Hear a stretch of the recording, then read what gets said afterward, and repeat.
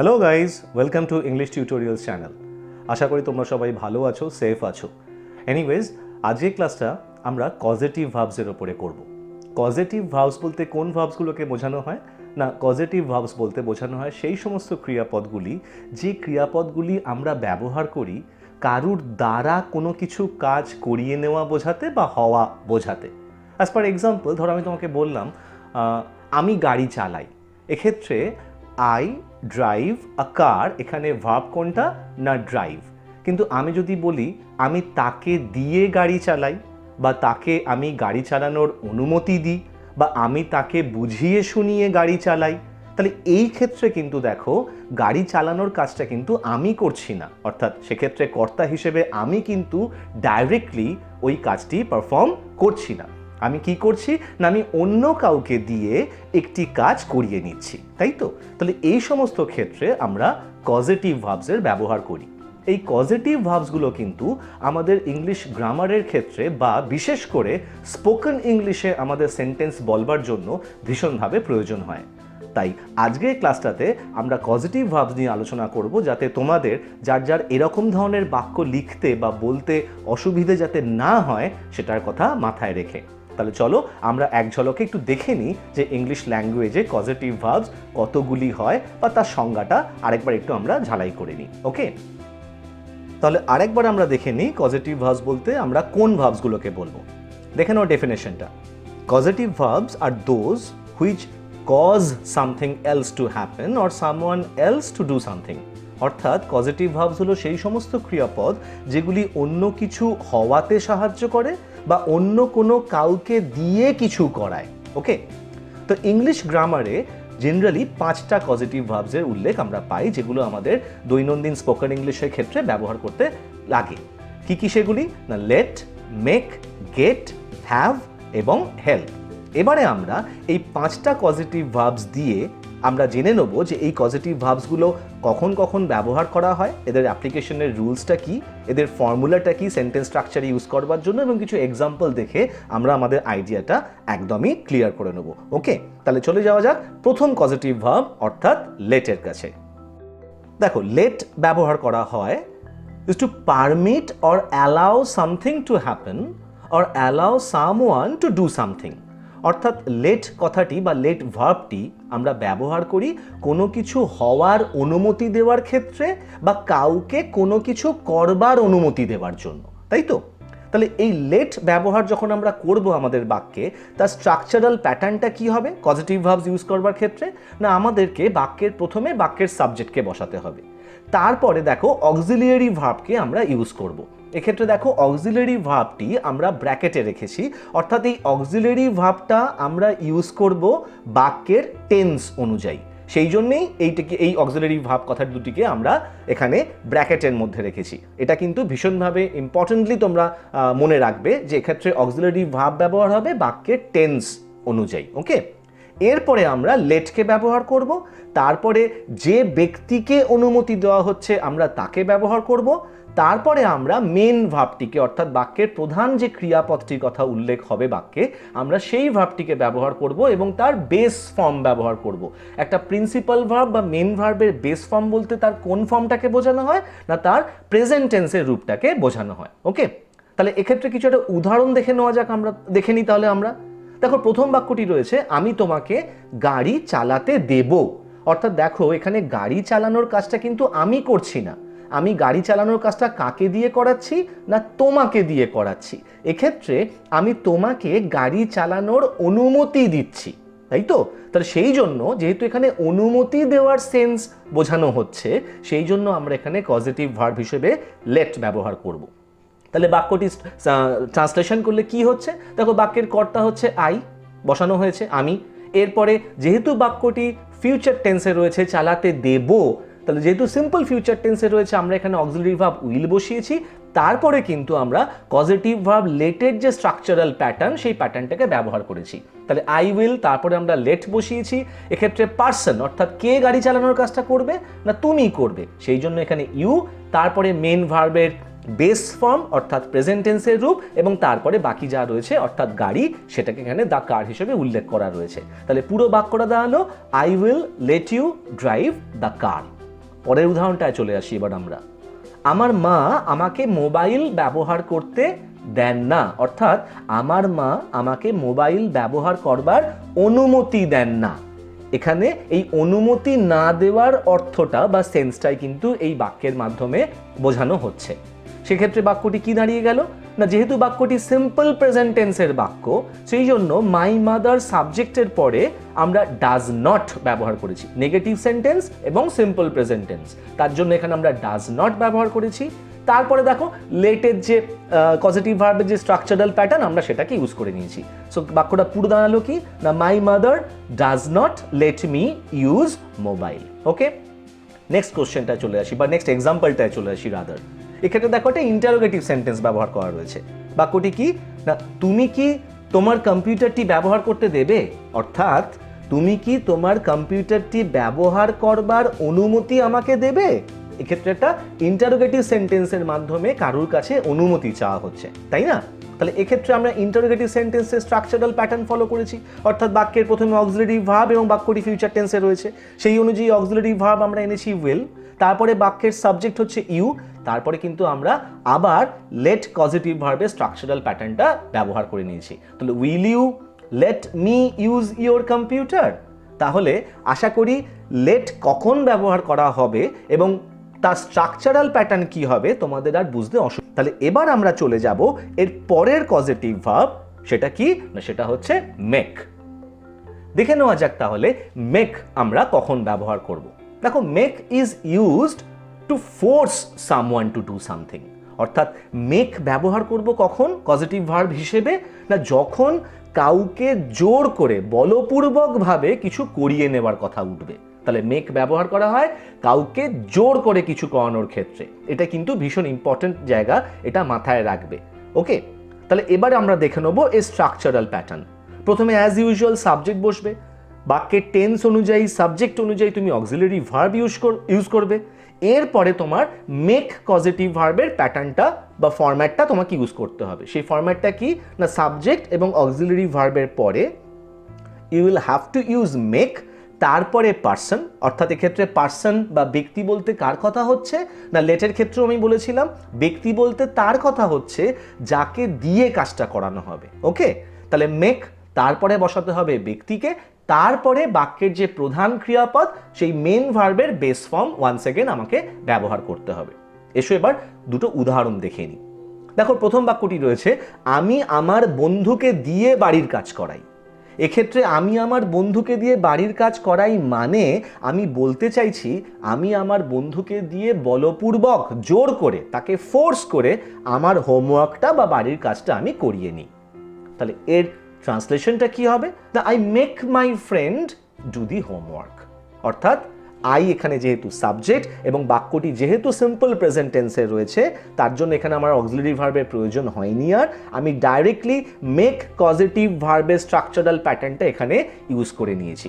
তাহলে I make my friend, এখানে my friend হচ্ছে সেই পার্সন, তারপরে মেন ভার্ব হচ্ছে ডু, তারপরে বাকি যা আছে অবজেক্ট অর্থাৎ বা রেস্ট যাই বলো না কেন তোমরা, সেটা হচ্ছে হোমওয়ার্ক বা বাড়ির কাজ, সেটা তারপরে। তাহলে I make my friend do the homework মানে আমি আমার বন্ধুকে দিয়ে বাড়ির কাজ করাই। মাইন্ড ইট, এক্ষেত্রে মেক ব্যবহার করা মানেই হলো আমি তাকে দিয়ে বলপূর্বক কাজটা করাই, জোর করে দিয়ে করিয়ে নিই। ওকে, নেক্সট উদাহরণটা, সে আমাকে দিয়ে লেখায়, অর্থাৎ সে আমাকে দিয়ে জোর করে লেখায়। He makes me right.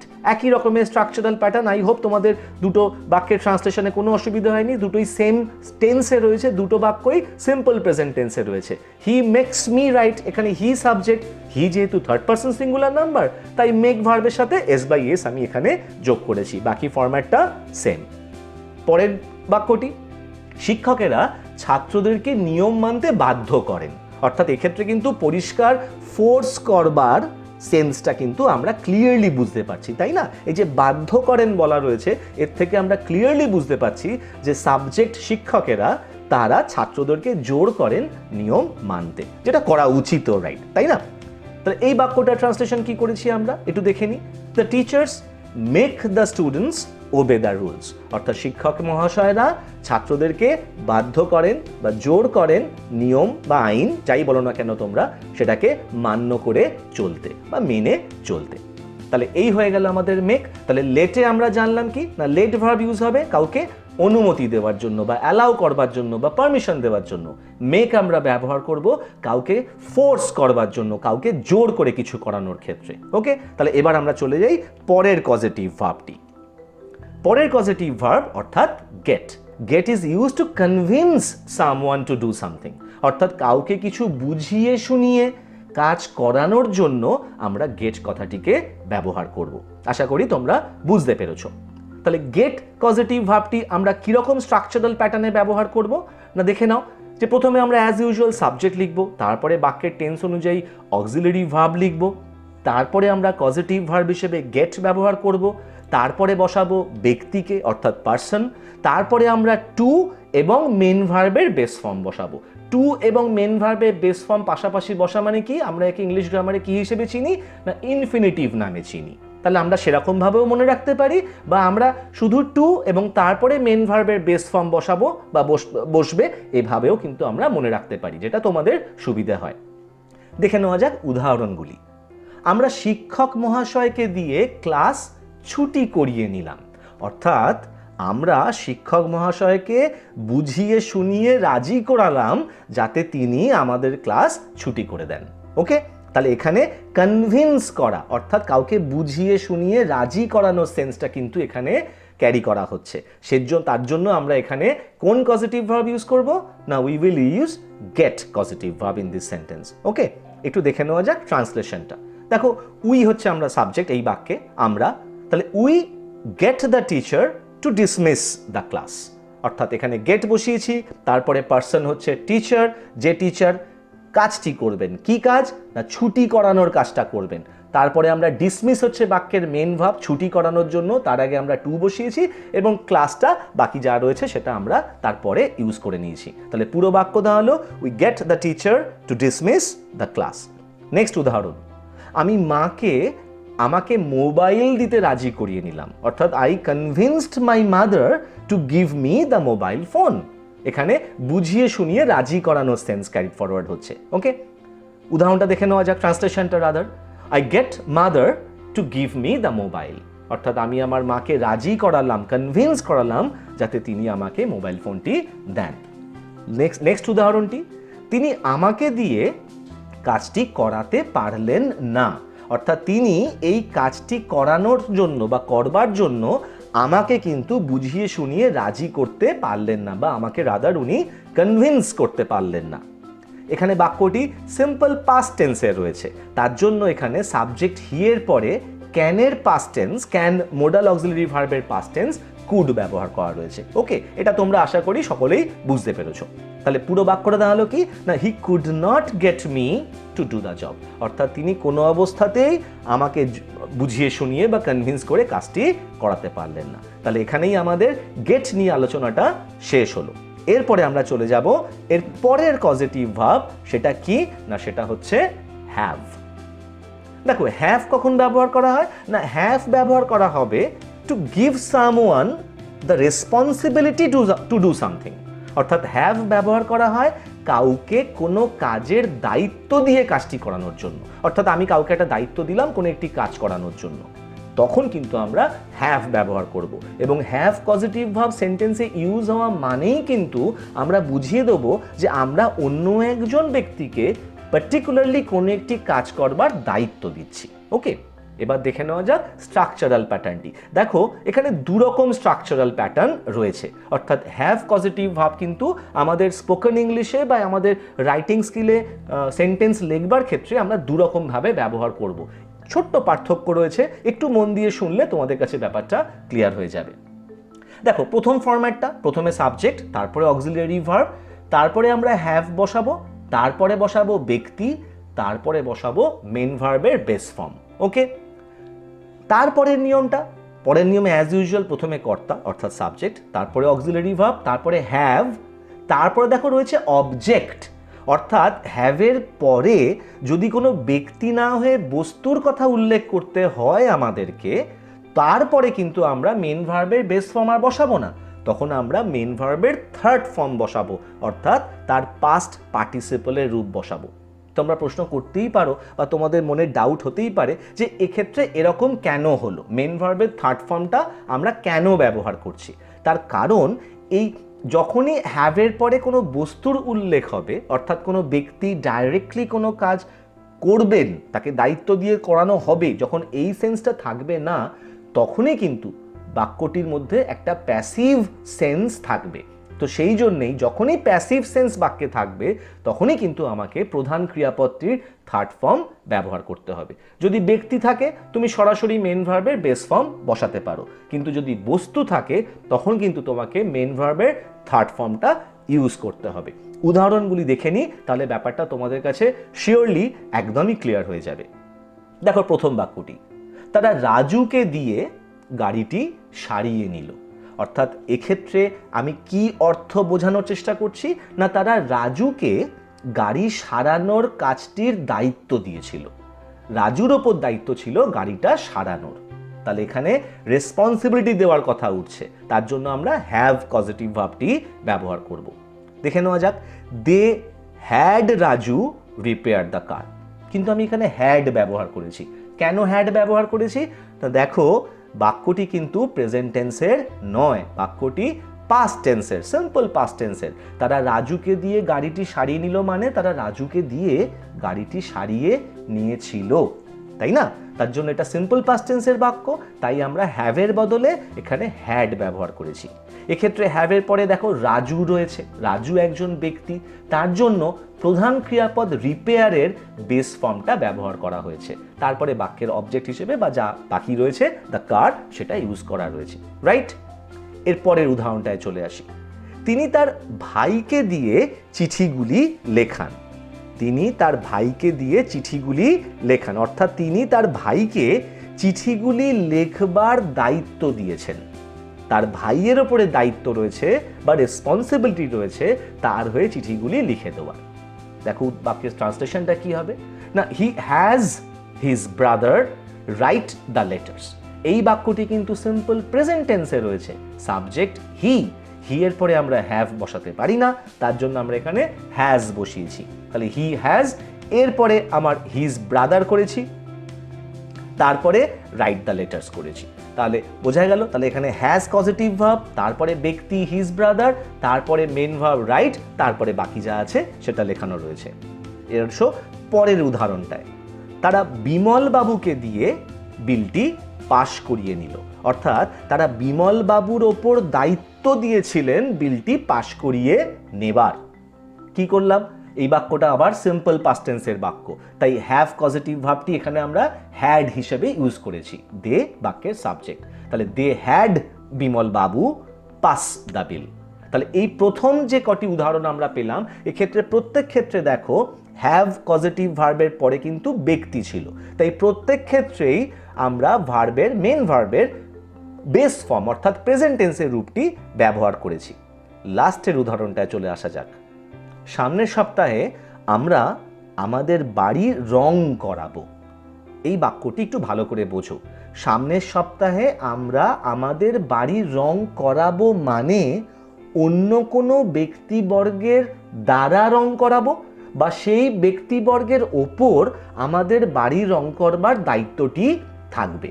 তো তাদের দায়িত্ব আমাদের বাড়ি রং করার এবং তারা আমাদের বাড়ি রং করবে, কিন্তু কারা রং করবে বা যে ব্যক্তিবর্গ রং করবেন তাদের উল্লেখ কিন্তু এই বাক্যটিতে নেই, তাই না? এখানে কিন্তু পার্সন নেই, তার বদলে কি রয়েছে, না অবজেক্ট রয়েছে। সেটা কোনটা, না আমাদের বাড়ি। তাহলে এখানে যেহেতু পার্সন নেই, অবজেক্ট অর্থাৎ বস্তু রয়েছে, তার জন্য তার ট্রান্সলেশনটা দেখো আমরা কি করেছি। বাক্যটা সিম্পল ফিউচার টেন্সে রয়েছে, তাই সাবজেক্ট উই এর পরে আমরা উইল অক্সিলারি ভার্ব ব্যবহার করেছি, তারপরে আমরা হ্যাভ পজিটিভ ভার্ব ব্যবহার করেছি, তারপরে বস্তু হিসেবে আওয়ার হাউস এসছে। এবার দেখো রং করানো ইংলিশ হচ্ছে পেন্ট, তার থার্ড ফর্ম ব্যবহার করা রয়েছে অর্থাৎ পেইন্টেড।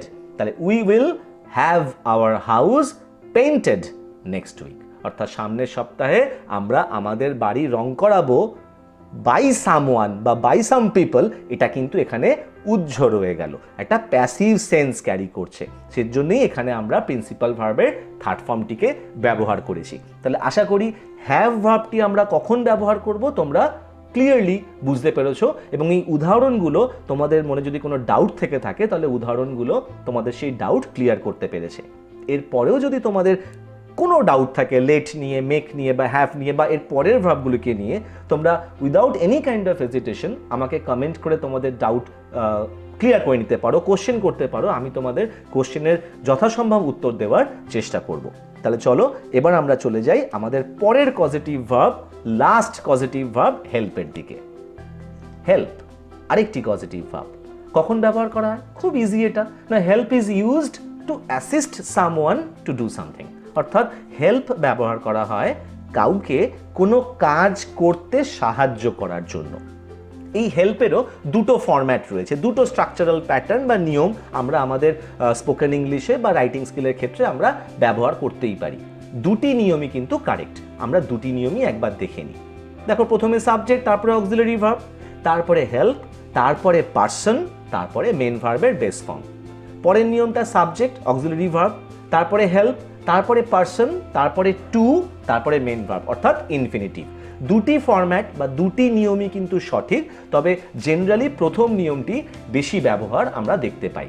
তবে তোমরা তোমাদের ইচ্ছে মতন এই দুটি নিয়মের মধ্যে যে কোনো একটা তোমরা ব্যবহার করতেই পারো, কারণ দুটি কারেক্ট।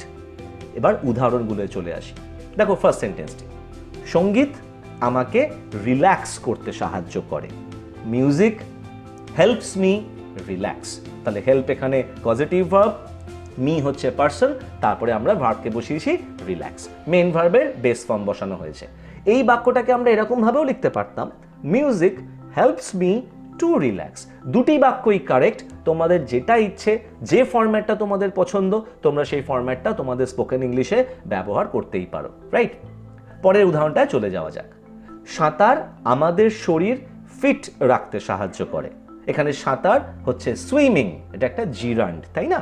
সুইমিং এখানে এই বাক্যের সাবজেক্ট। তাহলে swimming helps us keep our body fit, অর্থাৎ সাঁতার আমাদের শরীর ফিট রাখতে সাহায্য করে। আমরা এই বাক্যটাকে এরকম ভাবেও বলতে পারতাম, swimming helps us to keep our body fit. সেক্ষেত্রেও কিন্তু বাক্যটি ভুল হতো না। নেক্সট উদাহরণ, আমার বন্ধু আমাকে বাড়ির কাজ করতে সাহায্য করেছিল। ওকে, মাই ফ্রেন্ড হেল্পড মি, যেহেতু পাস্ট টেন্স তাই হেল্পড করা হয়েছে এখানে। মাই friend helped me to solve the homework. আমি আবার এখানে টু সলভ ইনফিনিটিভটা ব্যবহার করেছি। রাদার এই বাক্যটাকে আমি এরকম ভাবেও বলতে পারতাম, my friend helped me solve the homework. টুটাকে না বলেও বাক্যটিকে আমি এইভাবে ট্রান্সলেট করতে পারতাম, বা আমাদের স্পোকেন ইংলিশের ক্ষেত্রে আমরা ইউজ করতে পারতাম। দুটি ক্ষেত্রেই কিন্তু কোনোটাই ভুল নয়, দুটি সঠিক। তাহলে যে পাঁচটি পজিটিভ ভাব সম্বন্ধে আমরা এতক্ষণ ধরে পড়লাম, আশা করি তোমাদের কারোর খুব একটা ডাউট নেই। তবে এরপরে আমি একটু এই পাঁচটা পজিটিভ ভার্বকেই আমি আরেক রকমভাবে তোমাদের সামনে রিপ্রেজেন্ট করতে চাই, যাতে আরও তোমাদের কাছে ব্যাপারটা ক্লিয়ার হয়ে যায়। দেখে নেওয়া যাক কীরকমভাবে সেটা আমরা করতে পারি। দেখো, পজিটিভ ভার্ব আমরা পাঁচটি পড়েছি, লেট, মেক, গেট, হ্যাভ এবং হেল্প। লেট বলতে পারমিশন দেওয়া বোঝায়। মেক কথাটাকে ব্যবহার করব আমরা কখন না, ফোর্স করবার জন্য, কাউকে জোর করে কিছু করানোর জন্য। গেট কথাটা কখন ব্যবহার করব, কাউকে বুঝিয়ে শুনিয়ে রাজি করিয়ে কিছু করানোর জন্য। হ্যাভ কখন ব্যবহার করব না, কাউকে কোনো কিছু কাজের দায়িত্ব দিয়ে করানোর জন্য। আর হেল্প কখন ব্যবহার করব, কাউকে কোনো কাজে সাহায্য করবার জন্য, রাইট? কিছু এক্সাম্পল দেখে নেওয়া যাক ফার্দার, যাতে একদমই ক্লিয়ার হয়ে যাবে তোমাদের কাছে ব্যাপারটা, and I am very much sure about that. Okay, দেখো ফার্স্ট সেন্টেন্সটা, I will let you drive. এখানে লেট ব্যবহার করা রয়েছে, that means I am giving you the permission to drive the car. Okay, next বাক্যটা, I will make you drive. এখানে আমি শুধু লেটের বদলে মেক ব্যবহার করেছি, কিন্তু এর মিনিংটা কিন্তু এন্টায়ারলি চেঞ্জ হয়ে যাচ্ছে। whenever I say I will make you drive, that means I am forcing you to drive the car. ওকে, দেখো লেখা রয়েছে ফোর্সিং সামওয়ান, মেক মানেই জোর করা। Next one, I will get you to drive. এখানে আমি গেট ব্যবহার করেছি। গেট আমরা কখন ব্যবহার করি? কনভিন্স করিয়ে, রাজি করিয়ে কিছু কাজ করানোর জন্য। বাক্যটা মানে দাঁড়িয়ে গেল কি না, আমি তোমাকে গাড়ি চালানোর জন্য রাজি করিয়ে নেবো, বা তোমার দ্বারা বা তোমাকে রাজি করিয়ে আমি গাড়িটা চালিয়ে নেবো, রাইট? নেক্সট বাক্যটা I will have you drive, অর্থাৎ আমি তোমাকে দায়িত্ব দিচ্ছি গাড়িটা চালানোর জন্য, আমি তোমাকে রেসপন্সিবিলিটি দিচ্ছি। হ্যাভ মানে রেসপন্সিবিলিটি দেওয়া। আর লাস্ট বাক্যটা I will help you to drive, আমি তোমাকে সাহায্য করব গাড়ি চালাতে। তাহলে এক্ষেত্রে কিন্তু আমি তোমাকে সাহায্য করছি, অর্থাৎ অ্যাসিস্ট করছি।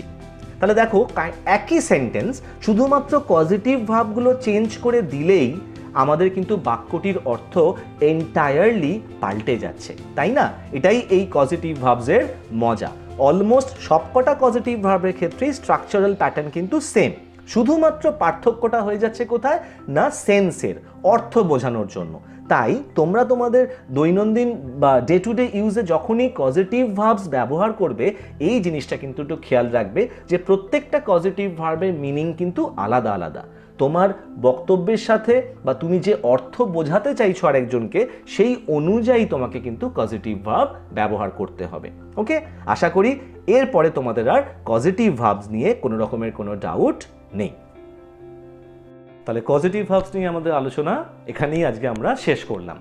আশা করি তোমরা ভিডিওটা প্রথম থেকে শেষ পর্যন্ত দেখেছো এবং পজিটিভ ভার্বস নিয়ে তোমাদের আর কারোর খুব একটা কোনো ডাউট বা কনফিউশন নেই।